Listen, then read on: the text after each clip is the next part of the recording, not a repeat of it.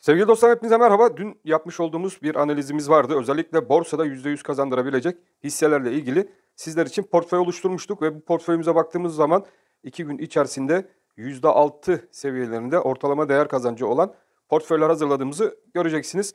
Oldukça noktasal atışlar gene borsa tarafında da gelmiş oldu. Bu videomuzda portföylerimizin içerisinde bulunan Aselsan'a değineceğiz. Dolar yorumumuz olacak, altın yorumumuz ve gümüş yorumumuz olacak. Tabii bizleri yakinen dikkatli bir şekilde dinleyen sevgili dostlarımızın kazandığı, kazanmaya devam edeceği videolar olacak. Yatırım tavsiyesi vermeden kendi analizlerimiz ve kendi öngörülerimi bu videolar içerisinde sizlere iletmeye çalışıyorum. Evet, ben videoya geçmeden önce sizler de kanalıma bir beğeni atar ve kanalımı başka mecralarda paylaşırsanız da çok mutlu olurum. Evet, Aselsan Türkiye'nin büyük şirketlerinden. Aselsan 70 liralık fiyat aralığından arkadaşlar en son 38 liralık bir fiyat aralığına kadar aşağı yönlü hareket sergilemiş durumda. Yatırım tavsiyesi olmamak koşuluyla Aselsan'da gördüğünüz gibi şu an güzel seviyeler var. Stop bölgesi 36 seviyelerinde konup bu Aselsan'da hissesinde güzel karlar yakalanabileceğini düşünüyorum ve özellikle ilk etapta 44 liralar seviyesine kadar Aselsan'da yukarı yönlü buradaki hareketin yükselişi takip edilebilir. Aşağıda da dediğim gibi Aselsan'da 36 seviyesi bir stop bölgesi olarak da kullanılabilir. Ben Aselsan'da önümüzdeki orta vadeli yatırım dönemi içerisinde güzel bir kar oranı geleceğini düşünüyorum. 7 civarlarında olan FK'sına baktığımız zaman şirket değerlerinin altında bir fiyatlamasının olduğu da Aselsan'da görülmekte. Yani yatırımcılar için yatırım tavsiyesi olmamak koşuluyla takip edilecek iyi güzel bir kağıt olarak da Aselsan'ı şu an itibariyle ben görüyorum sevgili dostlarım. Sizler nasıl düşünüyorsunuz? Orasını bilmem ama buradaki kağıdın şu şekilde bir hareket yapıp 54 liralar civarına doğru yukarı yönlü hareketini devam ettireceğini düşünen taraftayım. Bugün itibariyle evet günün fırsatı olarak sizlerle birlikte Aselsan'ı paylaştım. Tabii her videoda yeni paylaşımlarımız gelecek. Eğer ki bu videoya çok beğeni ve çok izlenme oranı gelirse de borsa ile ilgili önerilerimi, kendi tavsiyelerimi sizlerle burada birlikte oluşturacağım. Ve bir portföy oluşturmasını sizlerle birlikte tamamlayacağız sevgili dostlarım. Evet, dolar tarafına hemen geçelim. Dolardaki son durum ne şekilde? Hemen bir göz atalım. Dolar ve altın analizine geçmeden önce sevgili dostlarım şöyle bir uyarıda bulunmak istiyorum. Gerçekten videolarımıza beğeniler çok az. Bunları ben sizlerin kötü niyetle yaptığınızı düşünmüyorum. Unuttuğunuzu düşünüyorum. O yüzden videolarımıza beğeni atmayı lütfen unutmayalım. Biliyorsunuz videolarımıza atacağımız beğeniler kanalımızın daha da ilerlemesine sebebiyet verecek. Bugüne kadarki yapmış olduğumuz analizlerde ben sizlere yüksek miktarlarda para kazandırdığıma inanıyorum.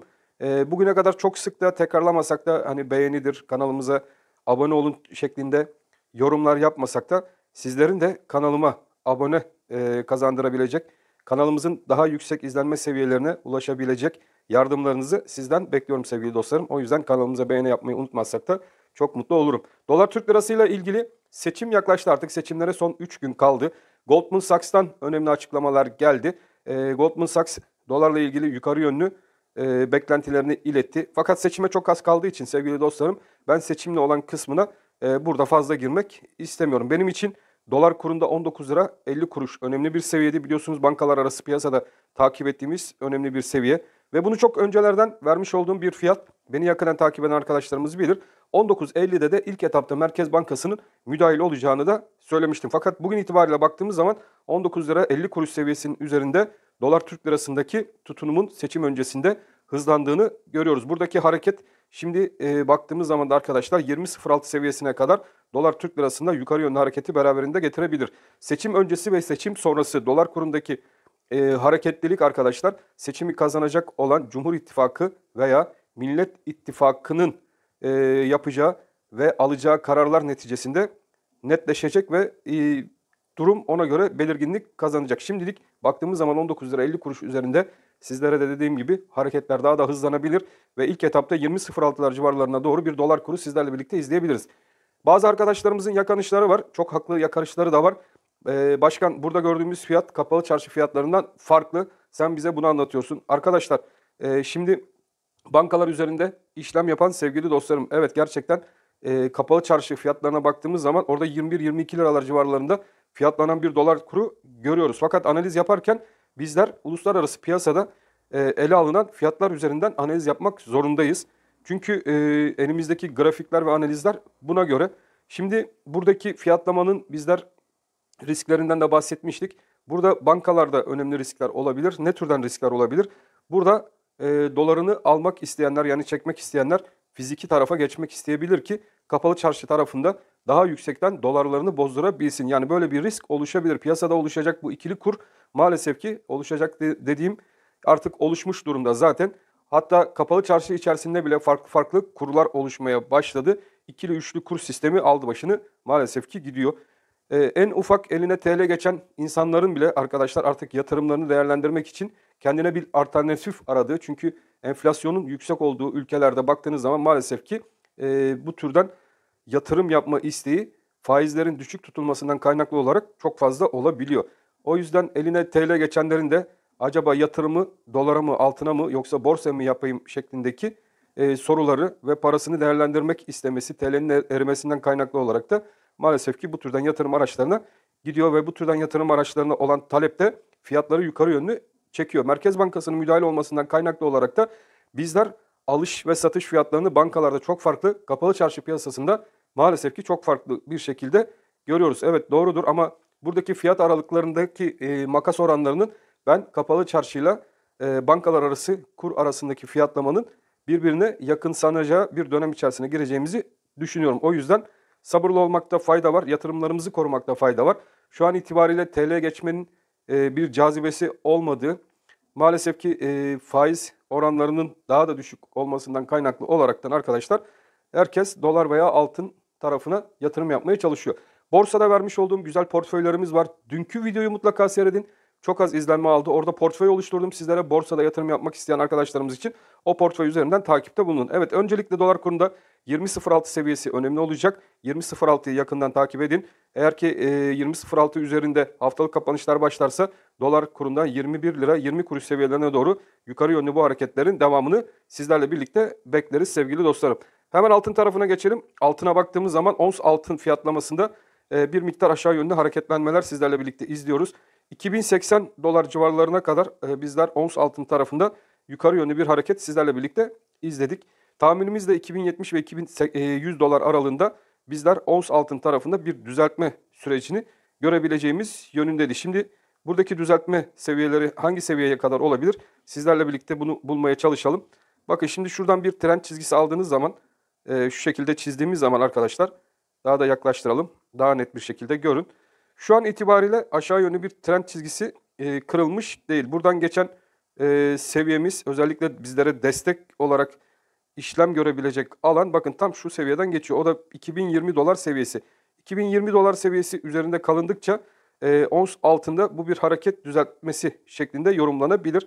Ama dikkatli olmakta fayda var. Yine aşağı tarafta 2020 kırılır. Buradaki trend çizgisi kırılır. Bunun altında 4 saatlik kapanışlar gelmeye başlarsa o zaman sizlerle birlikte 2000 dolarlar seviyesine doğru ons altın tarafında geri çekilme beraberinde görebiliriz. Ons altında dikkatli olmakta fayda var.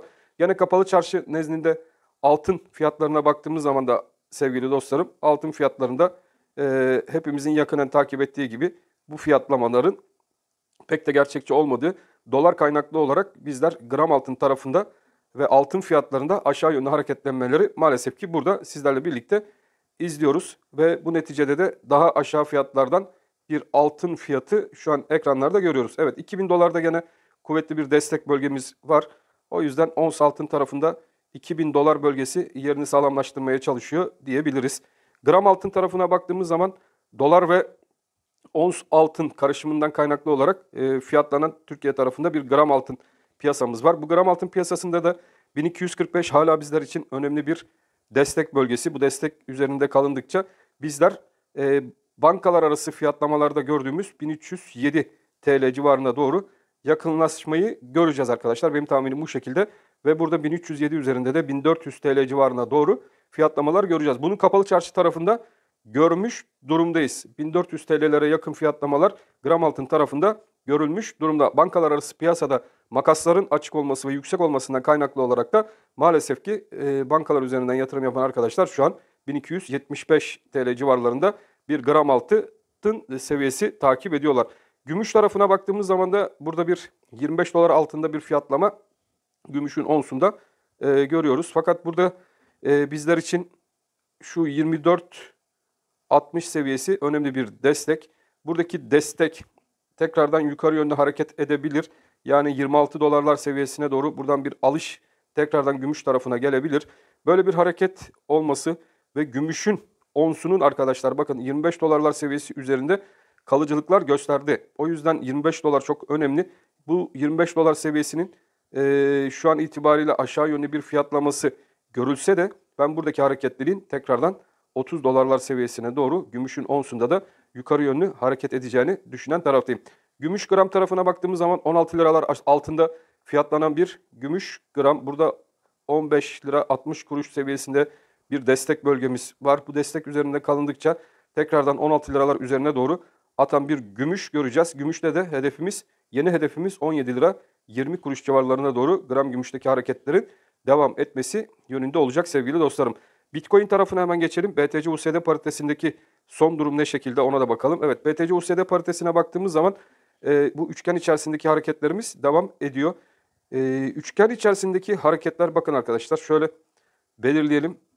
Şu seviye önemli gerçekten. O da bizler için denk gelen 27 bin dolar seviyesi.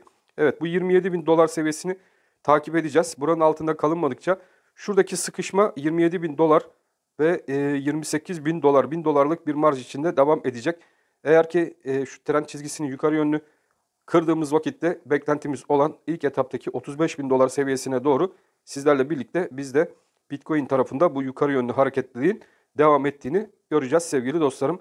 İlk hedefim hala 35 bin dolardır ve buradaki uzun vade ve orta vade hedefimde 52 bin dolar seviyesine doğru Bitcoin'deki yukarı yönlü yükselişin devam edeceği yönündedir. Evet, sizlerle birlikte piyasalara genel bir bakış yaptık.